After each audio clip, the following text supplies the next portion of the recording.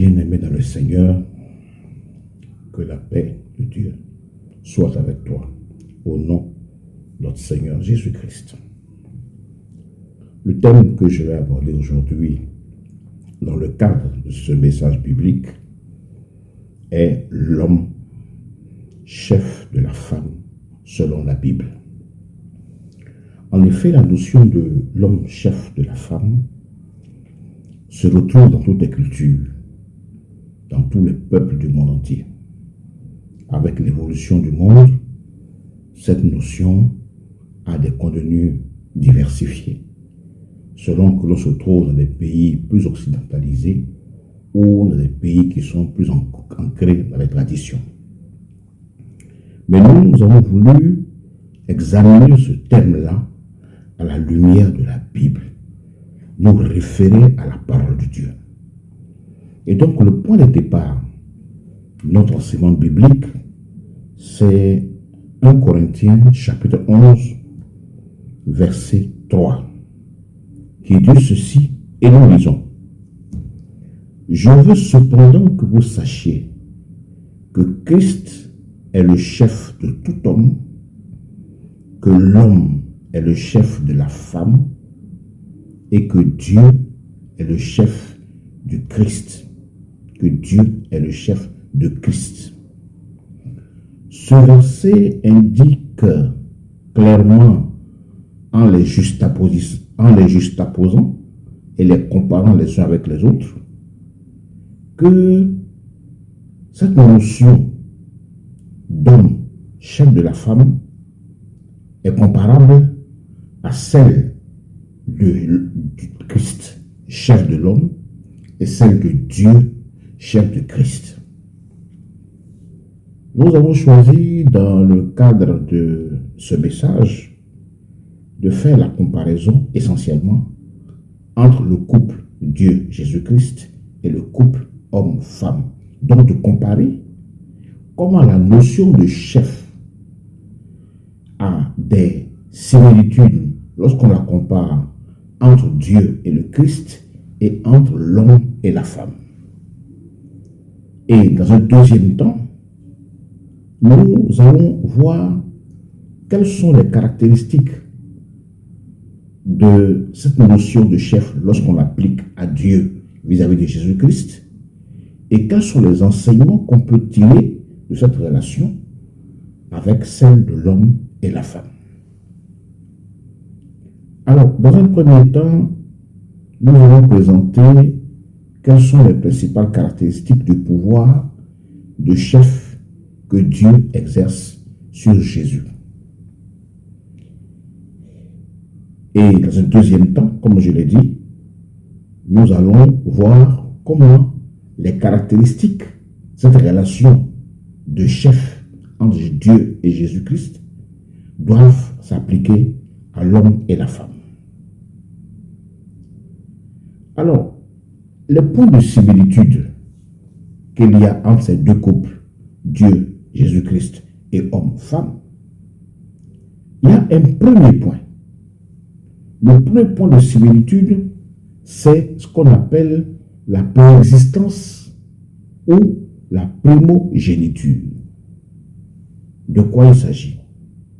La préexistence ou encore primogéniture, c'est simplement le fait pour un individu A d'être né ou d'avoir commencé à exister avant un autre individu B. C'est par exemple le cas de la relation qui existe entre le père et son fils ou entre le grand frère et son petit frère. Alors, la Bible enseigne que Dieu précède Jésus-Christ dans l'existence, puisque Jésus-Christ est le Fils de Dieu. Plusieurs passages de ce point de vue-là, plusieurs passages bibliques, désignent Jésus-Christ comme étant le Fils de Dieu. Et Dieu lui-même l'a aussi déclaré de manière solennelle lors du baptême de Jésus-Christ par Jean-Baptiste, tel que cela est rapporté dans Matthieu chapitre 3, versets 16 et 17. Et nous citons: dès que Jésus eut été baptisé, il sortit de l'eau. Et voici, les cieux s'ouvrirent et il vit l'Esprit de Dieu descendre comme une colombe et venir sur lui. Et voici, une voix fit entendre des cieux ces paroles. Celui-ci est mon Fils bien-aimé, en qui j'ai mis toute mon affection. Si l'on veut même remonter aux origines de Jésus-Christ, c'est-à-dire à sa vie avant qu'il ne vienne sur terre en tant qu'être humain né de Marie, par des voies naturelles, si donc on remonte à ses origines, la Bible nous révèle effectivement comment, avant qu'il vienne au monde sous forme humaine, Jésus a été créé, Jésus a été engendré par Dieu. On trouve cela dans Proverbes chapitre 8, versets 22 à 31. Et nous lisons, Dieu m'a créé la première de ses œuvres, avant ses œuvres les plus anciennes. J'ai été établi depuis l'éternité, dès le commencement, avant l'origine de la terre. Je fus enfanté quand il n'y avait point d'abîme, point de source chargée d'eau, avant que les montagnes soient affermies, avant que les collines existent, je fus enfanté. Il n'avait encore fait ni la terre, ni les campagnes, ni le premier atome de la poussière du monde. Lorsqu'il disposa les cieux, j'étais là.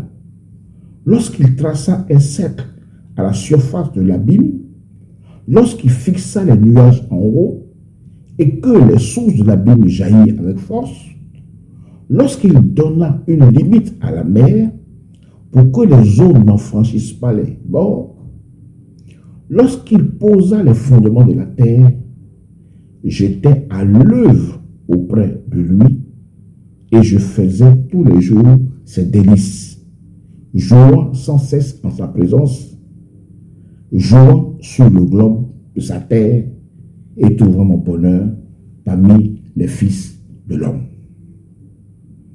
Dans ce passage biblique, on a affaire à la sagesse divine qui est ici personnifiée. Personnifiée par quelqu'un qui l'incarne.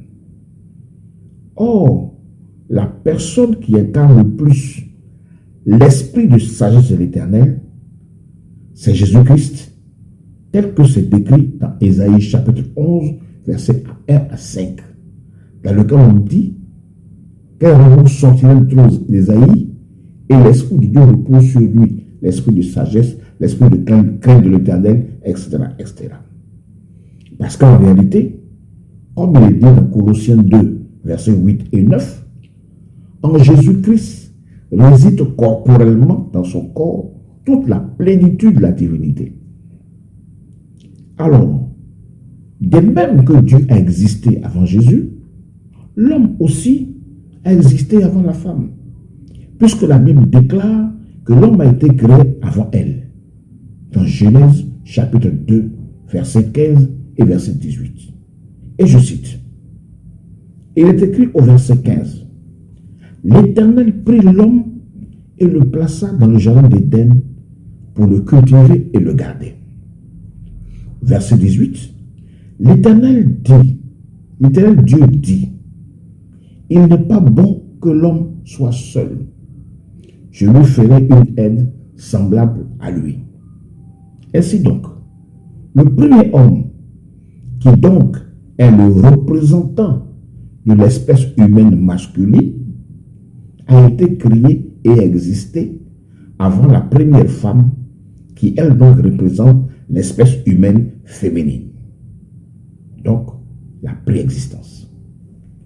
Le deuxième point de similitude, c'est ce que nous avons appelé le lien génésique. Le lien génésique. Le lien génésique, ce n'est rien d'autre que le lien d'engendrement. C'est le lien qui existe entre deux êtres dont l'un a été engendré par l'autre ou à partir de l'autre. Dans la Bible, Jésus enseigne qu'il est sorti de Dieu. C'est écrit dans Jean chapitre 16, verset 27 et 28. Et je lis. Car le Père lui-même vous aime parce que vous m'avez aimé, dit Jésus, et que vous avez cru que je suis sorti de Dieu. Je suis sorti du Père et je suis venu dans le monde. Maintenant, je quitte le monde et je vais au Père. Dans ce passage, donc, Jésus parle de sa première et de sa deuxième naissance.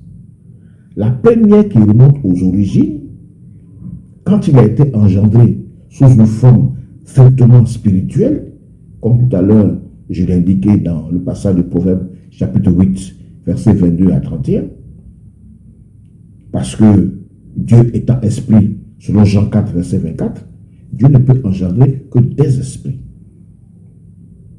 Alors, de même, la Bible enseigne qu'à l'origine, la femme est sortie de l'homme.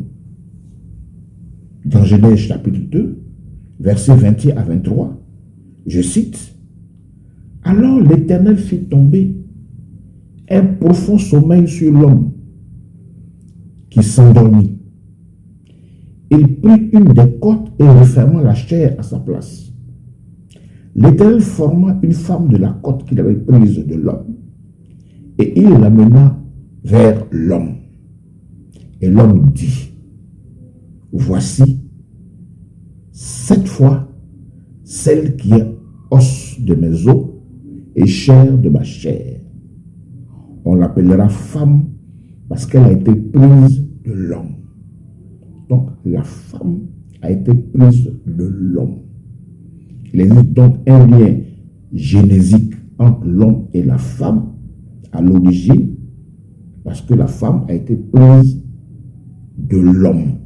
C'est à partir de l'homme que la femme a été fabriquée. Troisième élément, c'est l'unité. Troisième élément de similitude, c'est l'unité. En effet, dans la Bible, Jésus-Christ a déclaré son unité avec Dieu. Dans Jean, chapitre 10, verset 30, et je cite, il dit, « Moi et le Père, nous sommes un. » Et dans la même Bible, Dieu décrète que l'homme et la femme deviendront une seule chair, une seule entité, notamment dans Matthieu chapitre 19, versets 4 à 6. Et je cite, « Il répondit, « N'avez-vous pas lu que le Créateur au commencement fit l'homme et la femme et qu'il dit, c'est pourquoi l'homme quittera son père et sa mère et s'attachera à sa femme, et les deux deviendront une seule chair. Ainsi, ils ne sont plus deux, mais ils sont une seule chair. Que l'homme donc ne sépare pas ce que Dieu a joint. »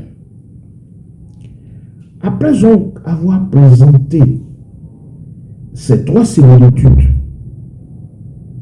qui existent lorsqu'on compare le rapport entre Dieu et Jésus et entre l'homme et la femme, Dieu qui est le chef de Jésus et l'homme qui est le chef de la femme, on voit qu'il y a trois similitudes. La préexistence, le lien génésique, être sorti d'eux, et l'unité. Maintenant, nous allons voir quels sont les éléments, quel est le contenu de l'autorité que Dieu exerce sur Jésus et quel enseignement on peut en tirer pour l'appliquer à l'homme et à la femme. Le premier point, c'est l'autorité. C'est l'autorité de laquelle découle la soumission. Jésus-Christ lui-même enseigne dans la Bible que Dieu est plus grand que lui. C'est écrit dans Jean chapitre 14, verset 28. Jésus dit ceci. Vous avez entendu que je vous ai dit, je m'en vais et je reviens vers vous. Si vous m'aimez, vous vous réjouiriez de ce que je fais au Père, car le Père est plus grand que moi. C'est donc la raison pour laquelle Jésus a toujours fait la volonté de Dieu et que Jésus lui est entièrement soumis, comme il est écrit dans Jean chapitre 4, verset 34. Et je cite, Jésus leur dit, ma nourriture est de faire la volonté de celui qui m'a envoyé, donc de mon Père, et d'accomplir son œuvre. Alors, cette soumission de Jésus-Christ vis-à-vis de Dieu son Père s'est manifestée tout au long de son parcours terrestre, en plusieurs occasions, et même dans les occasions les plus difficiles, notamment lorsque Jésus priait dans le jardin de Gethsémane avant l'arrestation qui allait le conduire à la crucifixion. Comme c'est écrit dans Matthieu chapitre 26, verset 42. Et je lis, donc Jésus, il s'éloigna une seconde fois et pria ainsi, mon Père, s'il n'est pas possible que cette coupe s'éloigne sans que je la boive, que ta volonté soit faite. Que ta volonté soit faite. Je me soumets à ta volonté. De même, la Bible indique que l'homme est le chef de sa femme et que celle-ci doit lui être soumise. C'est écrit dans Éphésiens chapitre 5, versets 22 à 24. Et je cite, femmes, soyez soumises à vos maris, comme il convient dans le Seigneur. Car le mari est le chef de la femme, comme Christ est le chef de l'Église, qui est son corps et dont il est le sauveur. Or, de même que l'Église est soumise à Christ, les femmes aussi doivent l'être à leur mari en toutes choses. Soumission en toutes choses. Deuxième point, après donc la soumission, c'est l'amour. Alors, ce point de vue-là, Dieu aime Jésus-Christ de tout son amour. Dieu qui est le chef de Jésus-Christ, il exerce son rôle de chef en aimant Jésus-Christ. Et cet amour-là, Dieu l'a déclaré en plusieurs occasions, notamment dans Marc, chapitre 1, versets 9 à 11. Et je cite, en ce temps-là, Jésus vint de Nazareth en Galilée, et il fut baptisé par Jean dans le Jourdain. Au moment où il sortait de l'eau, il vit les cieux s'ouvrir, et l'Esprit descend sur lui comme une colombe. Et une voix fit entendre des cieux ces paroles. Tu es mon fils bien-aimé, en toi j'ai mis toute mon affection. En toi j'ai mis toute mon affection. Alors, de la même manière, Dieu demande dans sa parole à l'homme d'aimer sa femme, mais de l'aimer d'un amour spécial, d'un amour profond, d'un amour même sacrificiel, et de prendre soin d'elle. C'est écrit dans Éphésiens chapitre 5, versets 25 à 33. Et je cite, Marie, soit aimez vos femmes. Marie, aimez vos femmes. Comme Christ a aimé l'Église et s'est livré lui-même pour elle, afin de la sanctifier par la parole, après l'avoir purifiée par le baptême d'eau, afin de faire paraître devant lui cette Église glorieuse, sans tache, ni ride, ni rien de semblable, mais sainte et irrépréhensible. C'est ainsi que les maris doivent aimer leur femme comme leur propre corps. Celui qui aime sa femme s'aime lui-même. Car jamais personne n'a haï sa propre chair, mais il la nourrit et en prend soin, comme Christ le fait pour l'Église, parce que nous sommes membres de son corps. C'est pourquoi L'homme quittera son père et sa mère et s'attachera à sa femme et les deux deviendront une seule chair. Ce mystère est grand. Je dis cela par rapport à Christ et à l'Église. Du reste, que chacun de vous aime sa femme comme lui-même et que la femme respecte son mari. Troisième point, c'est le point de la transparence. Après la soumission et l'amour, le troisième point, c'est la transparence. Alors, qu'est-ce que nous voulons dire par la transparence? Nous lisons Jean chapitre 5, versets 19 à 21. Il est écrit ceci.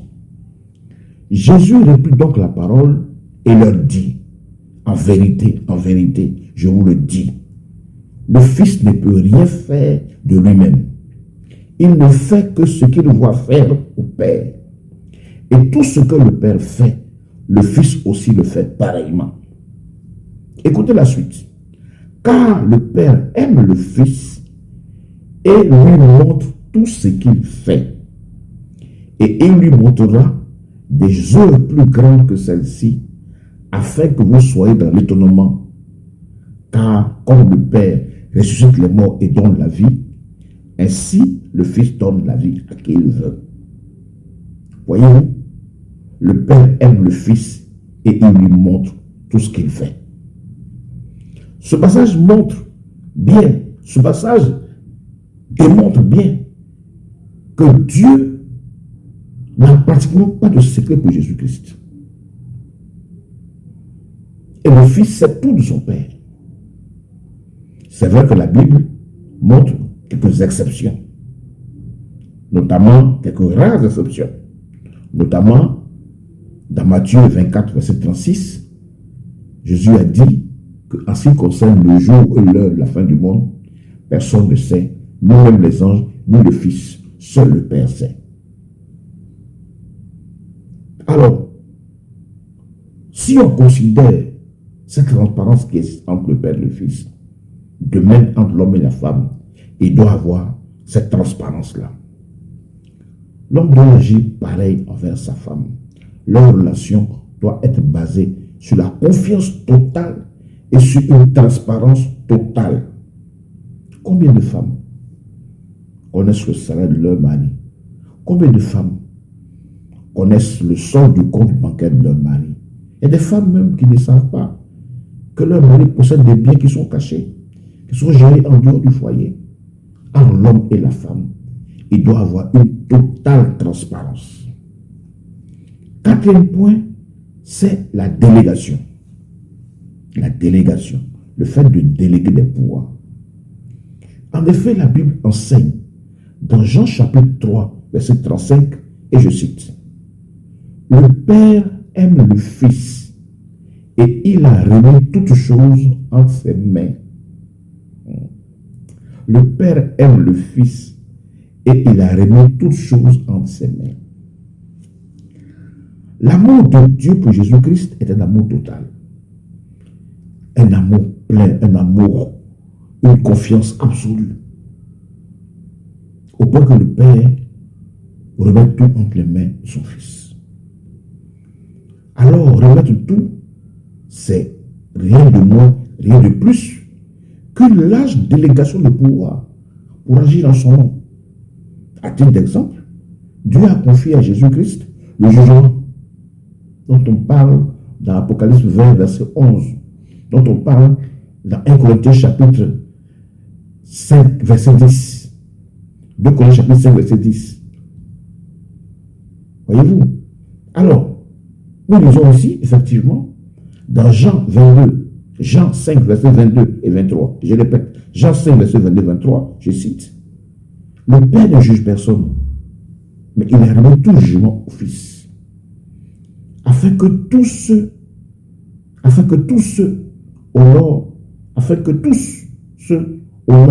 le Père, afin que tous ceux-ci honorent le Fils comme ils honorent le Père.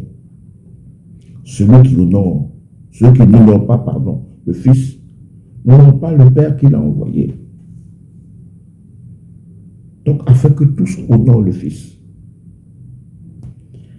De même, l'homme doit faire pareil envers sa femme.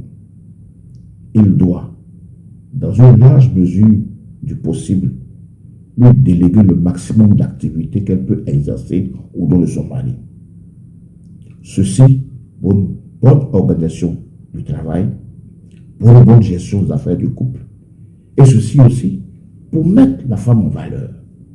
La femme ne doit pas être cantonnée seulement dans des rôles de cuisine.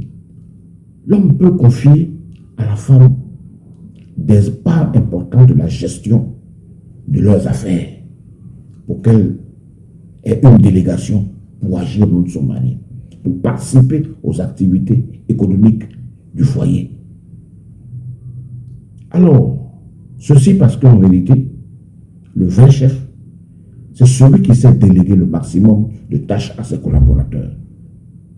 Non seulement pour une bonne organisation du travail, mais pour permettre à ses collaborateurs d'exercer leur propre talent.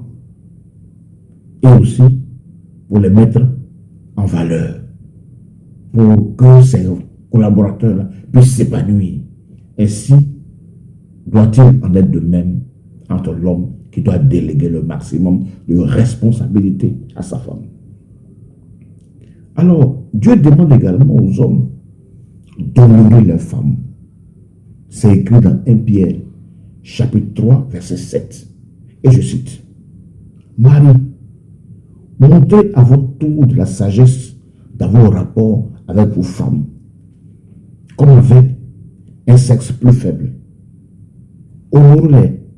Honorez-les, comme devant aussi hériter avec vous de la grâce de la vie.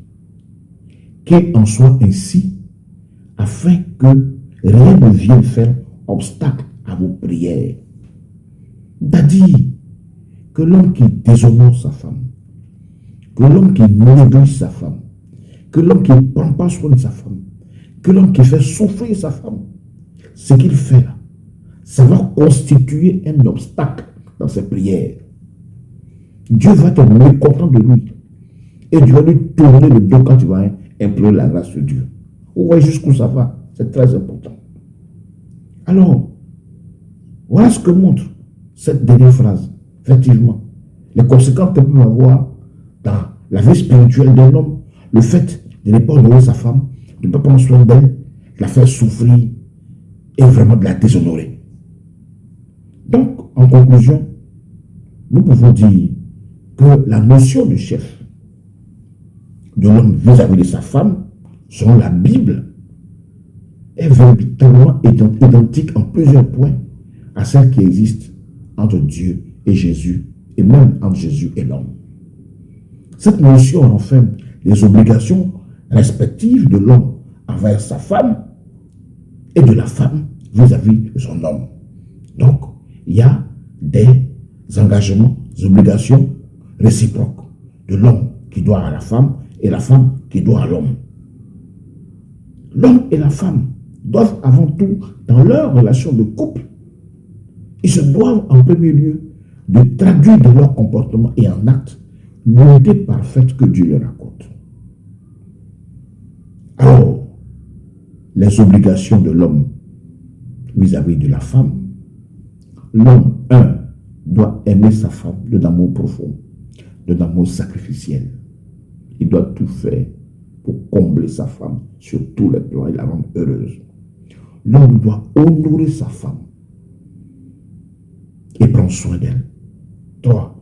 L'homme doit gérer ses rapports avec sa femme dans la sagesse, avec douceur, avec un esprit de compréhension. 4. L'homme doit vivre avec sa femme dans la transparence. Il doit prendre des secrets entre monsieur et madame. Et l'homme doit déléguer au maximum des activités relevant du fonctionnement du foyer ou des affaires du couple à la femme, tant qu'elle peut le faire, pour qu'elle montre elle aussi qu'elle a du talent, pour que cela mette en valeur et que cela lui donne des honneurs aux yeux de tous. La femme, en ce qui la concerne, doit aimer son mari. La femme, en ce qui la concerne, doit être entièrement soumise en toutes choses à son mari. Et la femme doit aider son mari et contribuer à son épanouissement. Il y a donc entre l'homme et la femme des devoirs réciproques, des devoirs qui se doivent l'un à l'autre, de la crainte de Dieu, dans l'obéissance à sa parole. Car, comme l'indique 1 Corinthiens chapitre 11, verset 11, et je cite, « Toutefois, dans le Seigneur, la femme n'est point sans l'homme, de même que l'homme existe par la femme. La femme n'est point sans l'homme, de même que l'homme existe par la femme. Et tout vient de Dieu. » Que Dieu vous bénisse à travers cette parole et que sa grâce abonde dans votre vie. Au nom de Jésus-Christ. Amen.